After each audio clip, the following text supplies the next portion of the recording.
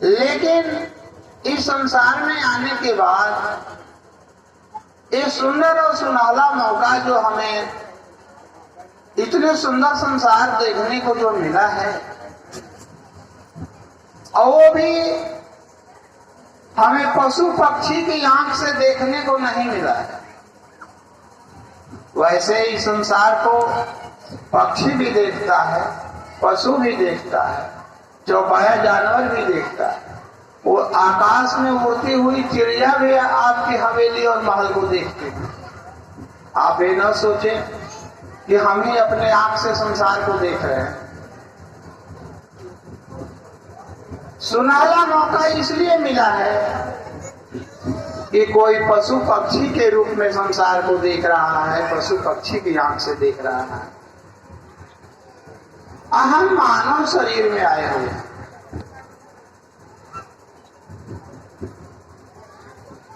ये जो 5 तत्व से जो निर्मित बना हुआ जो जीवन है, सभी के साथ है। ऐसा कोई मनुष्य नहीं है जिसके साथ नहीं, चाहे वो स्त्री हो चाहे पुरुष हो। ये हड्डी मांस रक्त और पसीना, मिट्टी पानी हवा और आकाश से निर्मित जो शरीर मिला है, इसमें आखिर मूल विचार से देखिए तो इसमें है क्या? हड्डी तो है। एक ठो चट्टान गिरे तो हड्डी टूट जाए, एक ठो मस्तक पर कोई वजनी चीज गिर जाए तो मस्तक फट जाए, आदमी जो बेहोशी अवस्था को प्राप्त हो जाता है। फिर इतना कोमल और इतना मुलायम जीवन मिला है, मिलना नहीं है, मिला है। एक ठो ही होता है चलो हमको आगे चल के मिलेगा, आगे चल के मिलेगा कि नहीं मिलेगा, अभी तो मिला है ना। मिले हुए जीवन का हम सदुपयोग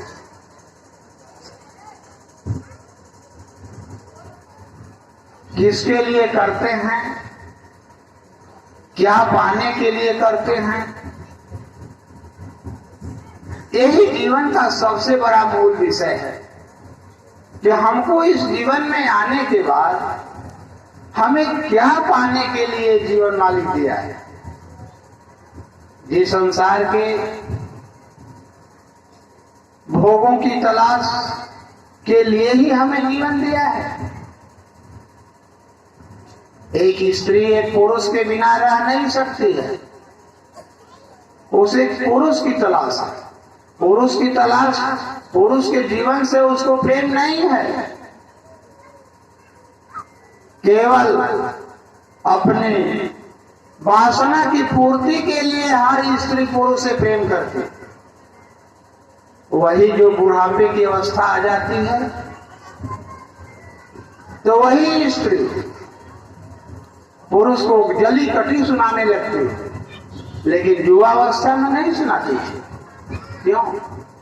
इसलिए कि उसके मन का भोग, मन का आनंद, शरीर का सुख मिलता था। और पुरुष भी जब युवावस्था प्राप्त होता है तो कामान्ध हो जाता है, कामना की वशीभूत हो, वासना की वशीभूत हो करके एक पुरुष की स्त्री से प्रेम करता है। ठीक है, सृष्टि के संचालन के लिए, पुत्र के लिए भगवान ने, परमात्मा ने ये जीवन बनाया है कि दाम्पत्य जीवन बना करके तुम गृहस्थी कमाओ। लेकिन इसके लिए नहीं बनाया है कि तुम 20 की अवस्था में जो सोचता रहा वही 40 की अवस्था में भी सोचो और वही 60-70 की अवस्था में भी सोचो। उसी में ध्यान लगा हुआ है। अरे ध्यान को केंद्रित करो, ध्यान को उसके लिए केंद्रित करो जो परमात्मा तुम्हें जीवन दिया है। तो ध्यान को कहाँ बजाया है, किस संसार में बजाया है? इस संसार का एक भी कण, चाहे वो सोना हो हीरा हो, सोने हीरे का एक कण और तुम्हारे साथ एक भी पत्नी और पुत्र किसी के साथ जाने वाला नहीं। वो अपने गति से आया है, चला जाएगा। हम उसको थोड़े समय के लिए उसका कहाँ जन्म था हमें पता नहीं, लेकिन अपने वासना की पूर्ति के लिए हम उसको अपना जीवन मान लेते। वो तुम्हारा जीवन है, वो अपना जीवन जी रही है, तुम अपना जीवन जियो।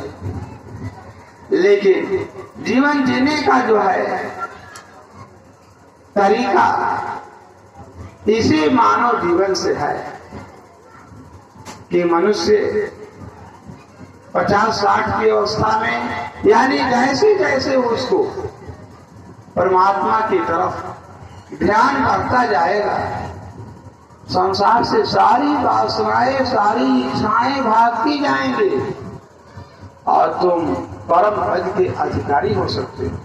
तुम इसी जीवन से जीवन देने वाले का पता लगा सकते हो जो हमें जीवन दिया है, उपाय का। लेकिन वो अधियारी जानिए, रू कहिए प्रकाश, मिट अज्ञान ज्ञान दे गुरु नाम है। इसके लिए हमें उस प्रकाश स्वरूप परमात्मा की तरफ जाने के लिए हमें किसी गुरु की अत्यंत आवश्यकता है।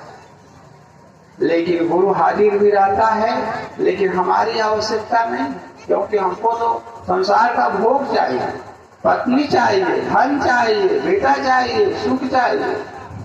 ये बताइए कि इस संसार की सुख कामना को लेने वाला और इसी को पवित्र मान के इसमें जीवन जीने वाला कभी भगवान का प्रेमी हो सकता है? भक्त के लिए भक्त वो है जिसके दिल में केवल एक रोम रोम में एक भगवान के लिए जगह है, बाकी संसार के लिए जगह नहीं है। केवल देखता भर है अपनी नजर से, किसी में वो आसक्त होने वाला नहीं है। क्यों? क्यों? जान चुका है। जाने बिन न होए पर तिथि, बिन पर प्रीत प्रीत नहीं होई, अप्रीत बिना नहीं भक्ति दृढ़ाई, जिमें मेक्ष मल की चिकनाई। हम भगवान से हमारी प्रीत नहीं, भगवान के लिए हमारी प्रीत नहीं है। अगर प्रीत जिसकी जिसकी प्रीत बढ़ गई, वो गुरुजनों के आश्रय में चला गया और गुरुजनों के संदर्भ में अपना जीवन व्यतीत करना शुरू किया। जैसे जब तक पुत्र बड़ा नहीं हो जाता है तब तक उस पुत्र की रखवाली पिता करता है, उसका जो भी खर्च वर्च जो भी होता है सब पिता वहन करता है। बता सोचिए, भजन करने वाले और मालिक की भगवान की तरफ बढ़ने वाले जो विरक्त महात्मा हैं, विरक्त भक्त हैं, उनके भोजन छाजन की सारी व्यवस्था गुरु अपने हाथ में ले लेता है और कहता है तुम भजन करो। अगर भजन करने के लिए चला है ना, भजन करके मालिक के लिए चल दिया है तो मालिक तुम्हें भोजन देगा। बाकी जो मालिक के लिए, जो भगवान के लिए, जो महापुरुष इसी समय नहीं अनाज काल से जो चल दिए, उनको कहाँ किसी चीज की कमी है? कभी कमी हुई है? और जो भगवत पथ के राह से, गुरु भक्ति से विमुख प्राणी तो कर्मों में लिपट जाता है। चाहे वो कर्मों में लिपट करके अपने जीवन की सारी आशाएं पूरी करता है, अच्छा खाना, अच्छा नहाना, अच्छा पहनना, अच्छा सोना, अच्छा जागना, अच्छा महल, अच्छा मकान, अच्छा व्यवस्था हो जाए।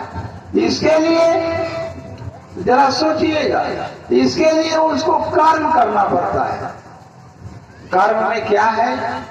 कोई खेती करता है, कोई व्यवसाय करता है, कोई 9-12 घंटा ड्यूटी बजाता है, नौकरी करता है, चाहे वो प्राइवेट नौकरी हो या सरकारी नौकरी। और मिलता क्या है उसको? क्या मिलता है?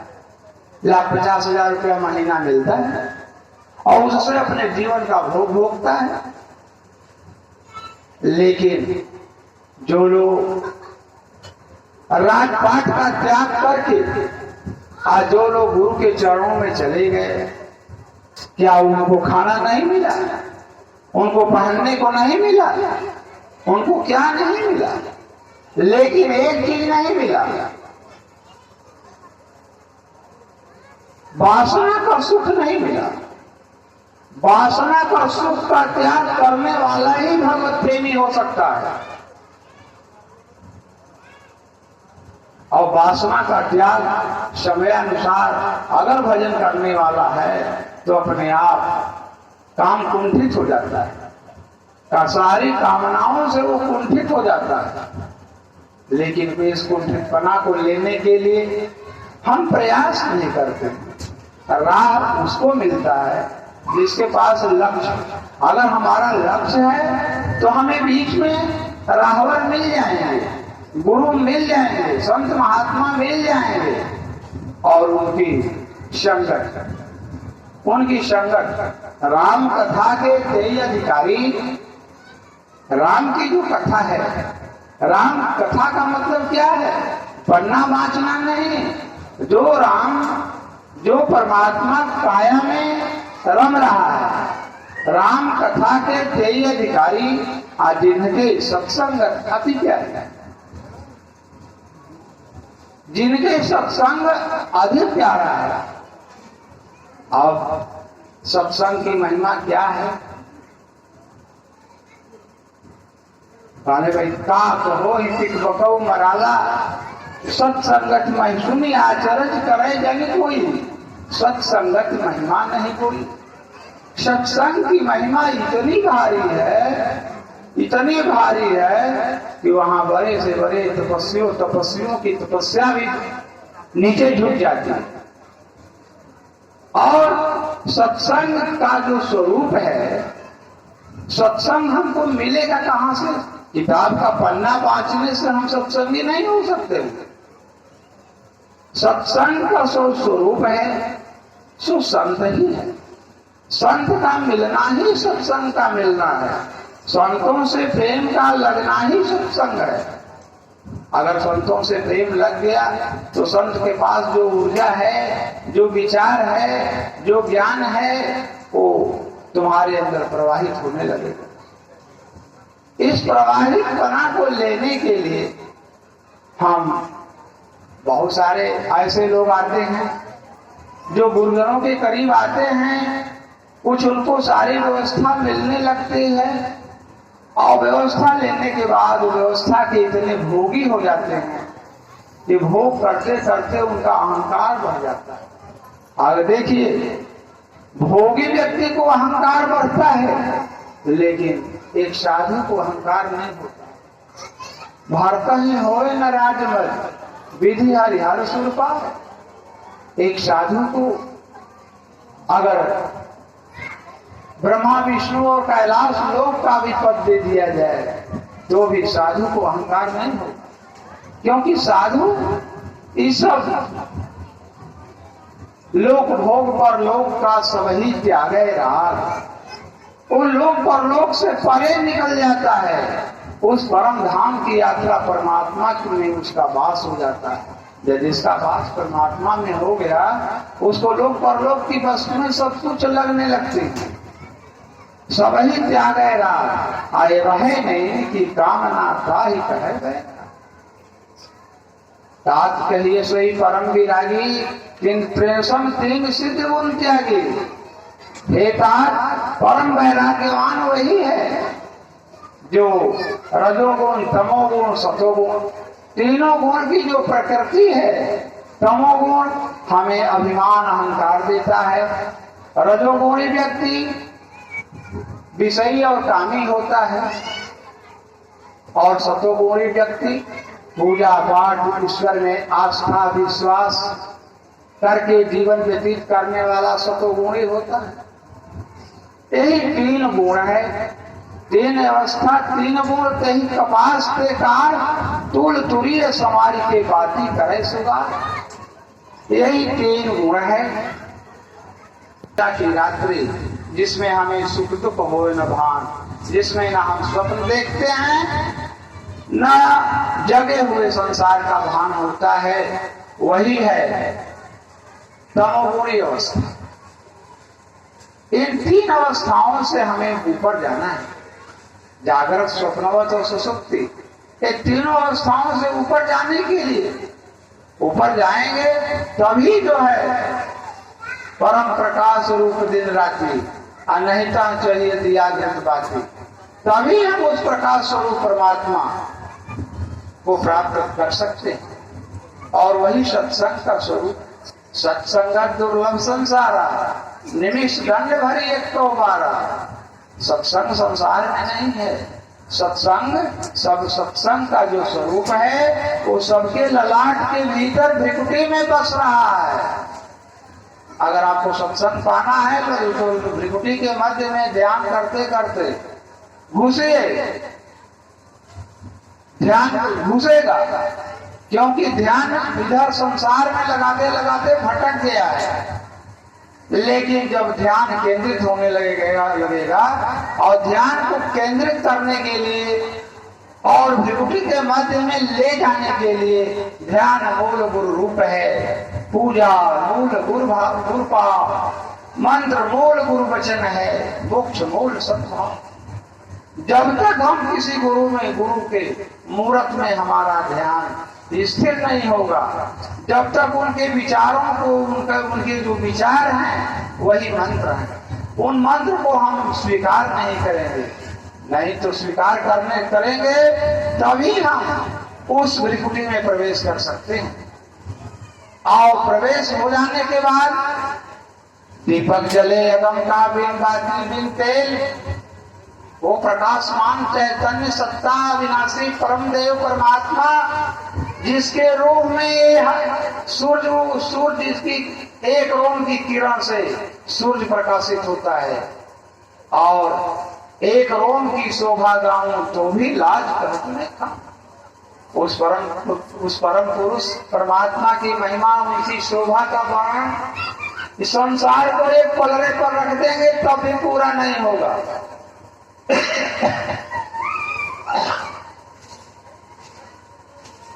तो परम बिन बाती बिन थे, वो जो प्रकाशमान जो चैतन्य सत्ता। अच्छा, सूर्य को प्रकाशित करने के लिए कौन सा आप तेल बाती दिया लगाते हैं उसमें? सोचिए, ये ईश्वर का संसार है। जब मनुष्य मानने के लिए तैयार हो तब तो ईश्वर का संसार। यहाँ तो हर मनुष्य मान रहा है कि बस हमारा संसार, हमारा संसार, हमारा संसार, हमारा हमारा करते करते एक दिन चला जाता है स्मशान घाट का। कभी स्वीकार तो करेंगे ये ईश्वर का संसार है, ईश्वर का संसार है, ईश्वर की सारी व्यवस्था है, ईश्वर की दी हुई हवा है, ईश्वर का दिया हुआ पानी है, ईश्वर का दिया हुआ प्रकाश है। अगर एक दिन सूर्योदय ना हो तो क्या हालत होगी इस संसार की? चारों तरफ अंधेरा छा जाएगा, कोई उपाय नहीं है कोई प्रकाश कर दे। तो हम बताइए, जो ईश्वर इतनी बड़ी व्यवस्था दिया है और उस ईश्वर के प्रति हमारा आभार नहीं है। सूर्य आकाश में उगता है 5 बजे और हम सोते हैं 8 बजे। जब कोई बड़ा आदमी हमारे दरवाजे आने वाला होता है तो उसकी अगवानी के लिए हम पहले से ही तैयार रहते हैं। कुछ नहीं तो चटोर फल लेकर के जो भी वही बड़ा आदमी आ रहा है। अब बताइए, इस संसार को उजाला देने के लिए सूर्य देव से बड़ा कौन आदमी है जो आकाश में आ रहा है और हम सोए हुए हैं चारपाई पर? यानी पहले के लोग अनादिकाल में जो सारी शिक्षा थी वो गुरुजनों के द्वारा संस्कार युक्त शिक्षा थी। और आज की शिक्षा जो है आधुनिक शिक्षा, केवल धन कमाओ और विषय वासना का खूब भोग करो, अच्छे महल मकान में रहो, बस यही तक मनुष्य सोचता है। इसीलिए संस्कार विहीन शिक्षा जब जब इस धरातल पर फैली है तब तब मनुष्य अहंकार को प्राप्त हुआ है और कभी भी उसको चैन सुख शांति की बंसी उसको नहीं मिली। लेकिन जो लोग शांति चाहे वो रामचरण पंकज के दर हो, जो लोग शांति चाहे वो संतों की शरण में चले गए और संतों की शरण में जाने के बाद ही मार्ग जो है एकमात्र यही एक उपाय है। बाकी संतों की शरण छोड़ के शांति का कोई उपाय नहीं है। बारी मथे घृत हो तो बरु शिक्षा ते बरते बिन हरि भजन न भवतरिय यह सिद्धांत पे। चाहे बालू पेरने से तेल हो जाए, पानी मथने से घी हो जाए, लेकिन बिना हरि गुरु के चरण रज के शांति नहीं मिली। बस इतना ही कह के समाप्त।